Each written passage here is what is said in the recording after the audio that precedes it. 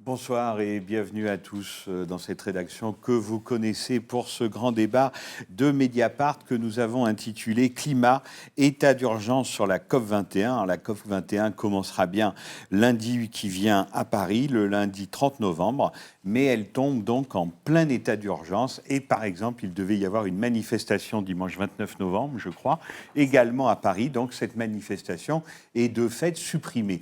Ce qui explique aussi pourquoi, évidemment, nous avons maintenu et organisé cette soirée, puisqu'il y a interdiction de manifester, interdiction de mobilisation citoyenne dans les rues, à cause de l'état d'urgence, évidemment, lié aux attentats. Et bien ici, sur Mediapart, nous avons décidé d'en parler longuement pendant 2 heures de cette COP21. Comment va-t-elle se passer? Qu'est-ce qu'on peut en attendre? Est-ce qu'on peut en attendre quelque chose ou ce qui aurait dû déjà être fait et négocié ne l'a pas été?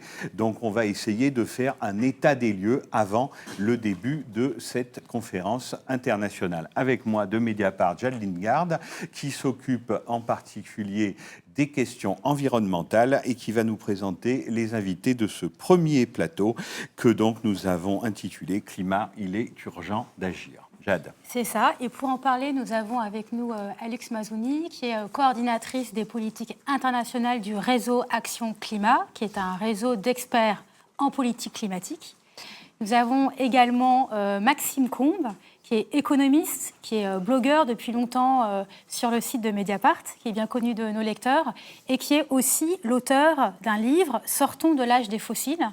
Et également Eros Sana, bonsoir. Bonsoir. Et merci beaucoup d'être là. Eros est le directeur de la communication du réseau international 350, qui est un réseau militant climatique.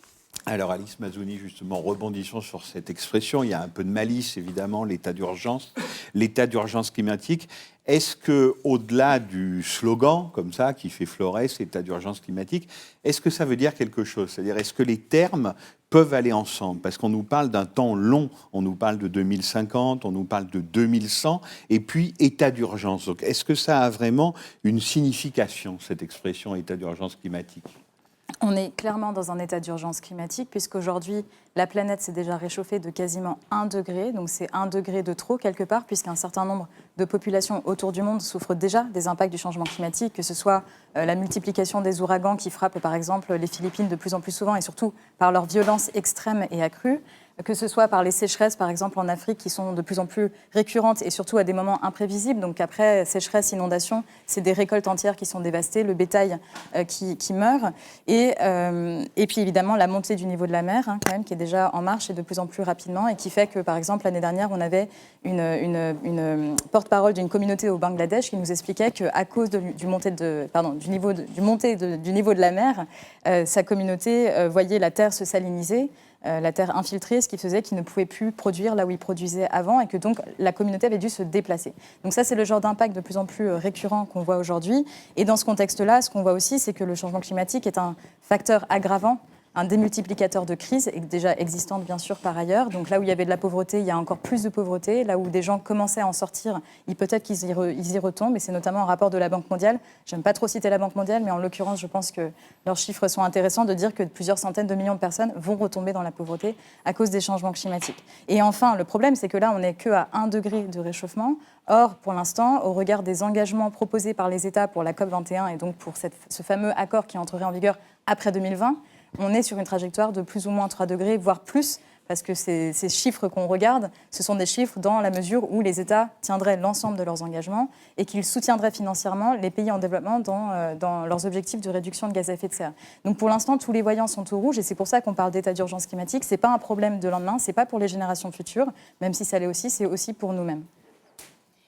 Et en même temps, Maxime Combes, quand on entend Alix Mazouni expliquer, décrire ce niveau d'urgence planétaire face au climat, on voit bien en même temps la difficulté à faire passer cette urgence, que les processus qu'Alix décrit se passent sur des temps longs, sur plusieurs années, à une échelle qui est une échelle planétaire, donc qui est difficilement visible par une personne. Est-ce que vous n'avez pas quand même le sentiment, là, à l'approche de la COP21, que cette urgence climatique, elle est complètement balayée par l'urgence sécuritaire qui, elle, est très brutale et prégnante ? C'est clair que l'urgence sécuritaire et que la nouvelle situation liée aux attentats impactent considérablement la préparation de la COP21 dans les médias, dans le débat public, y compris pour ce que nous avions prévu en tant qu'organisation de la société civile. Et effectivement, dans le débat public, il devient difficile de pouvoir expliquer suffisamment longuement en quoi le réchauffement climatique se conjugue aujourd'hui, d'ores et déjà, au présent et pas simplement au futur. Et en quoi les conséquences du dérèglement climatique sont aussi liées aux crises géopolitiques, déstabilisations économiques, politiques que nous connaissons dans toute une série de régions de la planète. Et que donc, du coup, cet état d'urgence climatique est une façon pour nous de répondre à la fois à cette urgence climatique et aussi d'expliquer que l'état d'urgence, il n'est pas que lié à la situation du terrorisme international. Et que d'une certaine manière, si on parle d'état d'urgence climatique, c'est aussi pour tenir compte de l'absence de réponse à la hauteur des enjeux des États et également du secteur économique et d'une manière générale de l'ensemble de nos sociétés. Et d'une certaine manière, on peut considérer que personne n'a réellement pris en charge et à la hauteur des enjeux ce que sont les conséquences de ces dérèglements climatiques à l'échelle internationale et comment ils impactent d'ores et déjà des populations qui ont besoin de se déplacer pour survivre et qui n'ont pas les moyens de se déplacer pour survivre, ou quand elles se déplacent, ces populations se retrouvent en compétition, en concurrence avec d'autres communautés et déstabilisant des régions entières. C'est ce qui se passe autour de l'assèchement du lac Tchad en Afrique. Et on a donc des situations extrêmement compliquées qui vont s'aggraver dans les années à venir, mais qui sont déjà présentes aujourd'hui, qui sont déjà là dans plusieurs régions de la planète. Et donc du coup, c'est une façon d'essayer de connecter cette exigence de réponse qui doit être à la hauteur en matière de lutte contre le dérèglement climatique avec la prise en compte de cette situation géopolitique, politique, qui déstabilise bien entendu l'ensemble d'entre nous. Et puis en plus, dans le même sens, là en ce moment, en tant que Français et Françaises, en tant que Parisiens, Parisiennes, on est sidérés par ce qui s'est passé le 13 novembre dernier. Des attentats qui se passent en plein cœur de Paris, dans le 11e, pas très loin d'ici, au Bataclan, dans des endroits où on va tous boire des coups, on a tous une fois au Bataclan dansé, on assistait à un concert de solidarité. J'étais il y a quelques mois au Stade de France, pas pour voir un match, j'aime plus tellement le sport, mais pour aller voir Beyoncé et Jay-Z, parce que c'est plutôt mon style de musique. Donc on a été frappés dans des endroits qu'on connaît tous. Et cette sidération et ces 130 morts sont quelque chose qui nous font peur et peut légitimer le discours qui dit désormais le seul objectif, l'apocalypse qui nous frappe, est sécuritaire. Mais si pendant un instant on arrivait à écouter autre chose dans cette litanie guerrière, si pendant un instant on détournait notre regard et on le plaçait pas très loin, on dépasse le périphérique. Prenons le 93. Lorsque vous prenez, je n'ai pas de voiture, j'ai pas de permis, je prends souvent le RER, vous prenez le RER-B, et une étude d'un géographe, Emmanuel Vigneron, qui a démontré que l'espérance de vie ou la mortalité était différente selon l'endroit où on vivait sur cette ligne de RER. Quand vous étiez à Luxembourg, vous aviez 30% de chances en plus de vivre par rapport à quelqu'un en Île-de-France. Mais quand vous étiez, par exemple, au Stade de France, en pleine Seine-Saint-Denis, le département le plus pauvre de France, vous aviez 18% de taux de mortalité en plus. Et que l'espérance de vie entre une fille qui grandit et qui joue au parc du Luxembourg et une fille qui grandit à la Courneuve est simplement incroyable. Celle qui a grandi à Luxembourg a 6 ans de plus. C'est-à-dire qu'aujourd'hui déjà, les effets... Ça, je vous entends bien, mais quel rapport avec le climat ? Justement, c'est que les causes du règlement climatique, les gaz à effet de serre dont on parle, qui frappent chacun, ne frappent pas que très loin d'un. Ça frappe au lac Tchad, ça menace les îles dans le Pacifique, mais ça cause aussi des morts ici. Chaque année, on a 43 000 morts prématurées liées aux particules fines, liées aux pollutions de gaz à effet de serre. Donc les morts causées par le dérèglement climatique, par les pollutions, sont déjà là. Et donc l'urgence était vraie avant le 13 novembre, et elle demeure vraie après le 13 novembre. Et pour beaucoup, on peut penser que le pire, c'est ce qui s'est passé. Non, mais le pire est déjà en train de se passer, et il faut qu'on en ait conscience. Et c'est pour ça que la société civile est mobilisée pour pousser pour que la COP21 change les choses, que les chefs d'État prennent une vraie décision pour la planète et pour les populations les plus vulnérables, dans le Nord, en Europe, mais aussi dans les Suds. Et en même temps, Erosana, on voit bien la question du dérèglement climatique. On ne peut pas dire qu'elle soit perçue comme étant une urgence par ces habitantes et habitants de banlieue dont vous parlez. Là, il y a vraiment, il n'y a pas de... aujourd'hui, en tout cas, à ce stade, il n'y a pas de lien direct entre une forme de mobilisation de ces personnes et la question du climat. Oui, parce que justement, la question du climat, c'est aussi une question de pédagogie. La question du climat, c'est aussi une question de prise de conscience. La question du climat, c'est aussi une question de culture. Dans les quartiers populaires, dans les classes populaires, on vit les effets du dérèglement climatique et des pollutions constamment. Il y a des taux de mortalité dans le nord de la France, où vous avez eu des gens qui ont travaillé dans les mines pendant longtemps, vous avez des gens qui ont travaillé dans l'amiante, qui sont extrêmement importants, qui explosent. Personne ne les corrèle, personne ne les lie à notre modèle de société, personne ne les lie aux pollutions actuelles. Et donc tout d'un coup, on a dans notre société des cas de mortalité qui ne sont pas liés à ça. On a des cas d'inégalité qui ne sont pas liés à ça, parce que justement, on a eu pendant trop longtemps cette image habituelle que le climat, c'était une question soit très lointaine, en matière de temps, ça nous arrivera dans 50 ans, soit très lointaine au niveau territorial, en oubliant que ça nous frappait en France également.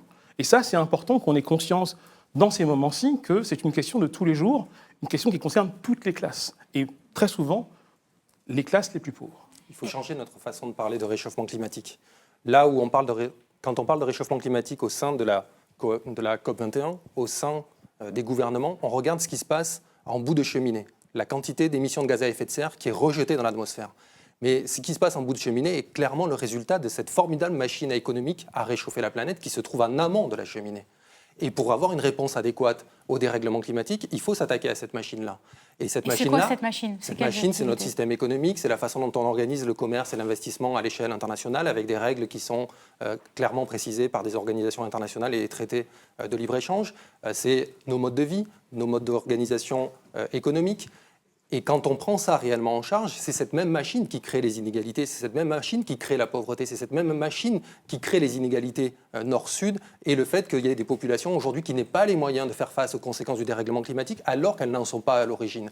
Et donc si on acceptait un minimum d'arrêter de parler de ce qu'il se passe en bout de cheminée, mais de parler réellement de ce qui est à l'origine du réchauffement climatique. Et donc cette machine à réchauffer la planète avec les filières énergétiques qui l'alimentent, là nous aurions peut-être une façon de connecter ce que vivent les gens dans leur quotidien, y compris effectivement de l'autre côté du périphérique, d'une manière générale, toutes les populations qui ont besoin aujourd'hui simplement de se consacrer à survivre du mieux qu'ils peuvent, avec cette question du réchauffement climatique telle qu'elle est organisée et dans un débat très étriqué au sein de la COP21 et au sein des politiques de lutte contre les dérèglements climatiques telles qu'elles sont pensées par les gouvernements. Et Alix Mazouni, vous êtes une spécialiste des négociations climatiques. C'est un sujet que vous suivez depuis des années. Vous avez les yeux rivés sur cet accord, ce brouillon, ce projet d'accord à Paris. Est-ce qu'il y a des éléments dans cet accord, dans cette négociation, qui permettraient de commencer à répondre aux problèmes tels que le décrit Maxime, c'est-à-dire aborder cette question de la machine économique qui émet ces gaz à effet de serre qui dérèglent le climat ? Ou est-ce qu'on est complètement dans autre chose ? Est-ce que c'est complètement déconnecté ? C'est complètement déconnecté. Et ça fait justement partie des problèmes où je pense que là, la société civile joue un rôle de plus en plus important justement pour pointer du doigt les insuffisances de ce processus onusien auquel on a pendant trop longtemps accordé beaucoup d'importance en pensant qu'il pouvait régler par miracle la question climatique. Un détail très simple, Maxime en parlait, ne serait-ce que de parler de la question énergétique, sans même parler de l'ensemble du système économique, juste de se dire pour stabiliser le réchauffement climatique bien en deçà de 2 degrés, il faut qu'on laisse 80% des énergies fossiles dans le sol. Ce n'est pas moi qui le dis, ce n'est pas Maxime, c'est l'Agence internationale de l'énergie. Et par extension, le GIEC. Qui est en deçà de 2 degrés en 2100. En 2100, oui. Pardon. Oui. Bien en deçà de 2 degrés, un jour. Oui. Dans un temps long. Or, et donc on pourrait croire, enfin en tout cas nous c'est ce qu'on souhaiterait que l'accord fasse, c'est-à-dire accompagner, enclencher, impulser, enfin bon bref, tous ces verbes d'enthousiasme, une transition énergétique mondiale qui ferme la porte aux énergies fossiles et qui propose un ensemble de solutions énergétiques plus adaptées. Évidemment, pour nous, c'est les énergies renouvelables et la sobriété énergétique, qu'on soit clair, au cas où il y aurait des pro-nucléaires quelque part. En revanche, le texte de l'accord, qui fait aujourd'hui, je crois, 32 000 mots, ne cite pas une seule fois le mot énergie, sauf peut-être une fois pour dire Agence internationale de l'énergie, justement, si je ne m'abuse. Donc c'est très intéressant parce qu'effectivement, on parle toujours de gaz à effet de serre et en même temps, cet accord fait comme si ce problème n'existait pas. Enfin, le problème de l'énergie qui sous-tend les gaz à effet de serre n'existait pas et donc on est très très loin de pouvoir enclencher une transition énergétique mondiale via l'ONU. Si on y arrive, ce sera par d'autres biais, mais certainement pas par l'accord de Paris. Mais du coup, à quoi sert cet accord et à quoi servent ces négociations si on observe qu'il n'y a pas de lien direct entre cette négociation et les émissions de gaz à effet de serre ? L'ONU reste le dernier endroit dans ce monde déstabilisé, sur le plan géopolitique, sur le plan économique, sur le plan financier, le dernier endroit où chaque pays égale une voix. Donc potentiellement, les îles Maldives ont la possibilité de s'opposer aux États-Unis. Et donc ça reste le seul endroit relativement démocratique, si on exclut le Conseil de sécurité, donc il faudrait démocratiser l'ONU, mais le dernier endroit démocratique au niveau international. Et en ce sens, ces négociations-là ont plein de limites. La façon dont est cadrée dans un espace relativement étriqué les négociations sur le réchauffement climatique, c'est une donnée qui s'impose à nous et effectivement, on ne va pas le changer là. Néanmoins, ce qu'il s'y joue est très important parce que, en fait, se recomposent au sein de l'ONU les nouveaux équilibres géopolitiques mondiaux. Ils sont en train de faire en sorte d'intégrer le fait que la Chine est devenue un émetteur conséquent et une puissance géopolitique mondiale importante. Et donc, ce qui s'y joue est finalement extrêmement important au regard du monde de demain. Et le fait est que ça reste la dernière institution internationale de ce type. L'autre élément qu'il faut avoir en tête, c'est que les États, si on prend l'élément limité de la négociation, les États, de fait, en discutant un nouvel instrument juridique qui va prendre la suite du protocole de Kyoto à partir de 2020, de fait s'engagent à négocier sur le climat pour les 10, 15 ans, 20 ans prochains. Et ça, c'est très limité comme ambition, mais de fait, on a un accord de l'ensemble des États de la planète pour considérer que l'urgence climatique ne disparaît pas. Donc du coup, il faut bien voir qu'effectivement, en termes de résultats, on n'en attend pas grand-chose. C'est une conférence qui va nous conduire sur 3 degrés, 3 degrés et demi, avec un décalage extrêmement fort entre le réel, ce 3 degrés et demi, et le souhaitable, qu'on voudrait 1,5 degré ou 2 degrés. Et ce décalage entre le réel et le souhaitable devrait être le cœur de la négociation. Ça ne le sera pas. Mais par contre, ça reste l'unique endroit au niveau international où on parle de réchauffement climatique, et éventuellement l'unique endroit où on peut dire que pour réellement être à la hauteur des enjeux du défi climatique, il faut peut-être revoir aussi les politiques commerciales internationales. Et si même on ne l'obtiendra pas dans la COP, on peut le dire à ce moment-là. Et donc, du coup, en ce sens-là, c'est important. Donc, c'est un peu votre paradoxe à vous, Maxime, parce que si on lit votre dernier billet de blog sur Mediapart, vous n'avez pas de mots assez durs, quand même, vous venez le dire vous-même, sur le renoncement, avant même qu'elle ait commencé sur les objectifs de cette COP21, et en particulier le renoncement à des objectifs contraignants. Vous dites, voilà, il n'y a pas d'objectifs contraignants, donc de toute façon, on sait que ça reste très insuffisant. Mais vous avez l'air de considérer que malgré tout ça, il y a une sorte d'impulsion, c'est-à-dire qu'au moins, c'est sur la table et qu'on ne peut pas faire comme si ce n'était pas là. L'enjeu de la COP21, c'est de construire un débat public et de montrer le décalage qui existe entre cette bulle de négociation qui ne s'attaque pas à la réalité de l'économie mondiale et nous, ce que nous devons porter en tant que citoyens, en tant que militants, en tant que journalistes et montrer le décalage qu'il existe entre cette bulle de négociation et la réalité de cette globalisation économique et financière qui est à l'origine de ce réchauffement climatique. Et donc du coup, se servir de la COP21 comme une caisse de résonance pour faire entendre ce débat-là et montrer et donner à voir ce qu'est le monde de demain qui permet de résoudre la crise climatique. Et la COP21, pas seulement comme caisse de résonance, la COP21 aussi comme caisse sur laquelle on peut taper, sur laquelle on peut faire pression. Personne parmi nous, personne même dans les pays les plus déstabilisés, ne conteste la légitimité de l'espace de discussion qu'est la COP21. Au contraire. Et comme l'a dit Maxime, les petits États essaient, les États du Sud, ceux qui sont les premiers pollués par nos pollutions à nous, occidentaux, qu'on a menées depuis qu'on a atteint l'ère industrielle. Mais c'est une caisse sur laquelle on peut taper parce que la société civile est mobilisée et elle veut faire pression sur les dirigeants. Elle veut leur dire, lorsque vous êtes réunis à 100, 140, 130, mais prenez enfin la mesure des choses, du changement qu'il faut imposer. On essaye de pousser partout. Tout récemment, Obama, à la veille de la fin de son mandat, vient de décider d'arrêter un projet, le projet Keystone XL. Pour celles qui nous écoutent, c'était un immense projet d'oléoduc qui devait prendre du produit des sables bitumineux, qui est une production de fossiles la plus destructrice de la nature, et souvent dans des zones où vous avez des Amérindiens, des Indiens qui sont une population déjà impactée, fragilisée, et qui devaient ramener le pétrole ailleurs. Finalement, Obama a décidé d'arrêter le soutien américain à ce projet et donc l'enterrer.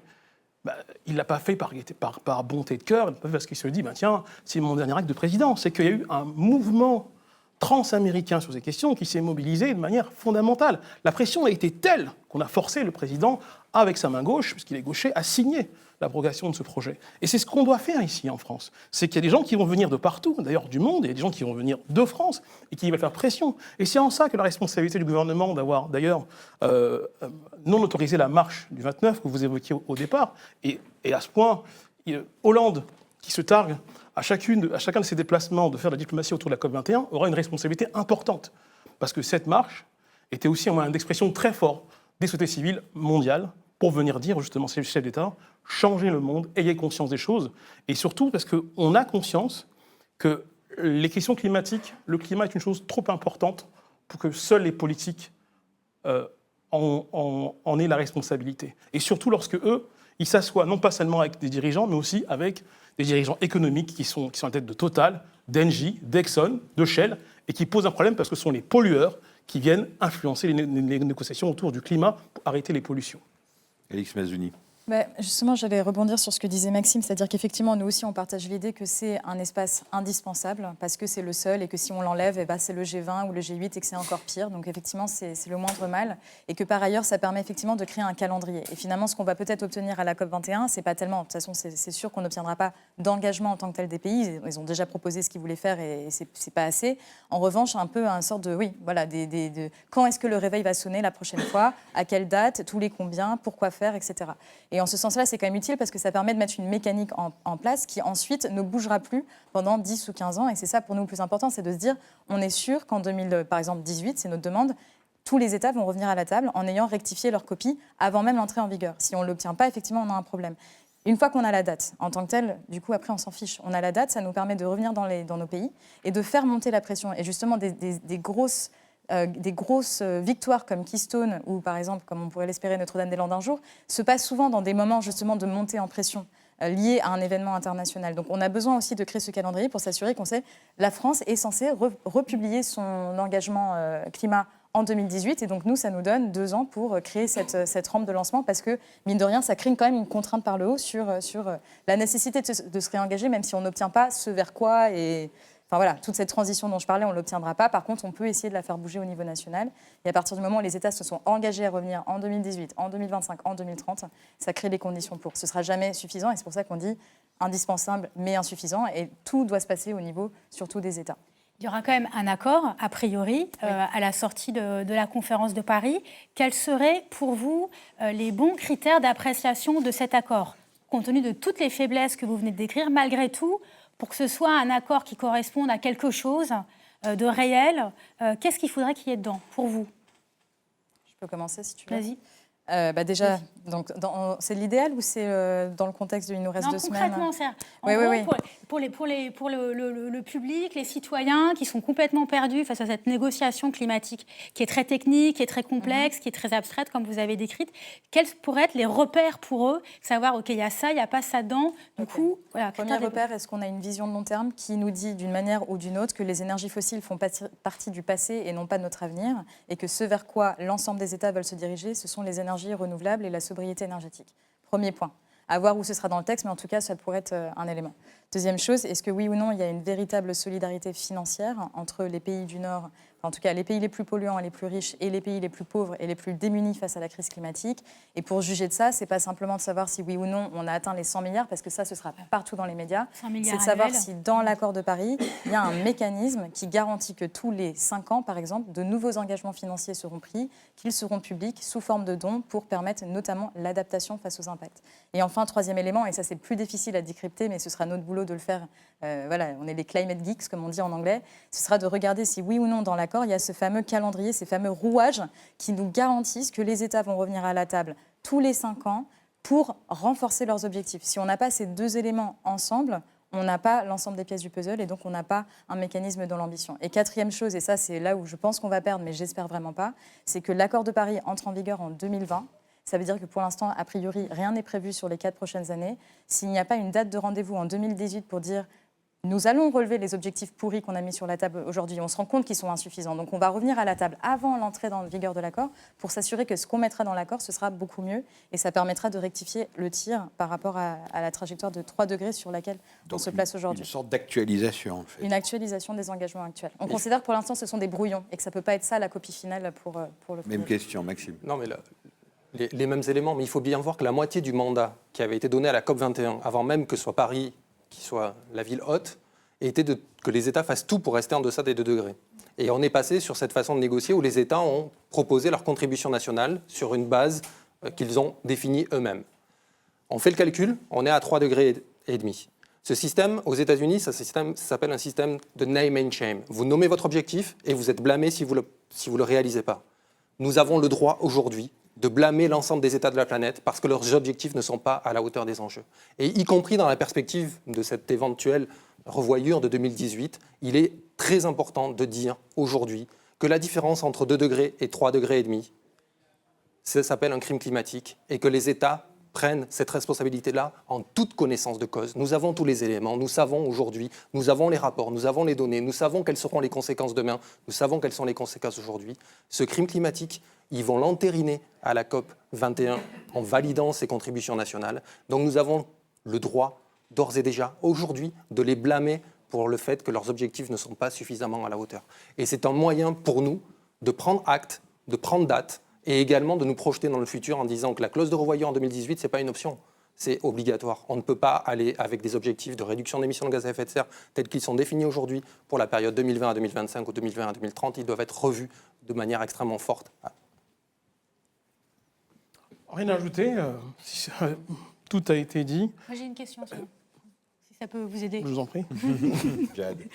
Parce que, au-delà de ce que vous avez dit là, il y a eu un texte paru la semaine dernière, écrit par la journaliste canadienne Naomi Klein et le climatologue Jason Box, dans lequel ils expliquaient que l'action pour le climat, c'est important pour toutes les raisons que vous avez décrites, mais c'est aussi important parce que, écrivent-ils, c'est le meilleur espoir de paix pour la planète. Est-ce que vous êtes d'accord avec cette formulation ? Totalement. Et pourquoi ? Totalement, parce que très souvent, on croit que les dérèglements du monde sont des dérèglements qui ne sont absolument pas liés aux questions climatiques ou écologiques.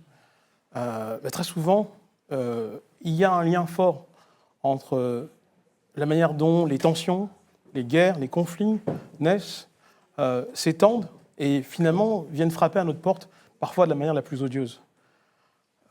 Il a été dit maintenant, ce discours commence à prendre que, par exemple, les turbulences en Syrie ont été précédées de 2-3 saisons de sécheresse liées au dérèglement climatique qui ont bouleversé les équilibres, déplacé les populations en interne et entraîné l'accélération de la déstabilisation de ce pays qui conduit aujourd'hui à cette guerre civile qui déborde du côté irakien et avec Daesh. Aujourd'hui, nous sommes présents au Mali, nous, la France. On est intervenu en 2013 parce que des groupes djihadistes irrédentistes avaient pris le nord du Mali. Mais pendant 3 ans, le nord du Mali avait été déstabilisé par également des sécheresses et des inondations. Parce qu'on l'oublie très souvent, ça va parfois ensemble dans des régions proches qui ont fourni des soldats et des tonnes de soldats à ces groupes. Si vous y rajoutez les déplacés climatiques, les migrants climatiques, comme on les appelle, et d'autres choses, la question de la sécurité et de la stabilité est intimement liée aux questions climatiques. Mais pas seulement comme facteur déstabilisant, mais aussi comme facteur d'espoir. Je vous prends un exemple dont on parle très peu. Le Japon et la Corée du Sud ont des tensions très fortes, mais ils ont un voisin qui est la Chine et la Corée du Nord. L'une des coopérations dont on parle très peu, c'est des coopérations liées aux usines coréennes et nord-coréennes et chinoises qui sont cofinancées par le Japon et la Corée du Sud, qui sont forcées de travailler main dans la main, pour faire en sorte qu'on modernise ces usines pour qu'elles arrêtent de polluer la Corée du Sud et le Japon. C'est que tout d'un coup, lutter pour le climat, c'est aussi un moyen de faire émerger une diplomatie environnementale, écologique, qui aidera le monde à être un monde plus juste, plus sûr, et qui fera que tout d'un coup, on changera les choses. Et revenons sur Daesh, ceux qui aujourd'hui sont désignés comme nos ennemis irréductibles. Daesh, chaque année, arrive à extraire du sol irakien et syrien 500 millions de dollars de production de pétrole. Un demi-milliard. 35 à 40 000 barils par jour. C'est ça aussi la réalité. Et si, comme le disait Alix, nous nous éloignons des énergies fossiles, si tout d'un coup on disait nous maintenons 80% des énergies fossiles dans le sol, on ne se passerait pas ce qui s'est passé il y a quelques mois. L'ambassadeur irakien disant devant la Commission européenne pourquoi est-ce que le pétrole de Daesh, qui finance les attaques sur notre sol et en Europe, se retrouve dans les pompes de vos voitures ici en Europe. Donc le lien est puissant, le lien est fort, et souvent, encore une fois, il est déconnecté de la lecture que font nos dirigeants, il est déconnecté de la lecture qu'ont fait le paysage médiatique en France ou ailleurs en Europe. Merci beaucoup à tous les trois. Alors, on va parler des énergies fossiles et de notre accoutumance au sens accro aux fossiles. Ce sera le 3e plateau tout à l'heure. Mais dans quelques minutes, on va parler de la mobilisation autour du climat. Comment on arrive justement à ce qu'il y ait une mobilisation citoyenne, vous en avez parlé tous les trois, autour de la question du climat. Ça va être dans quelques minutes. On va juste couper le son de ce live. Nos invités vont partir. 2 autres vont arriver. Et j'ai quand même le temps de vous dire qu'il y a une offre ce soir, donc vous pouvez vous abonner à Mediapart, 25 € pour 4 mois, et il y aura Terra Eco, ce MOOC qui vient de sortir, ce hors-série spécial COP21 pour les 100 premiers abonnés. À tout de suite. Merci beaucoup.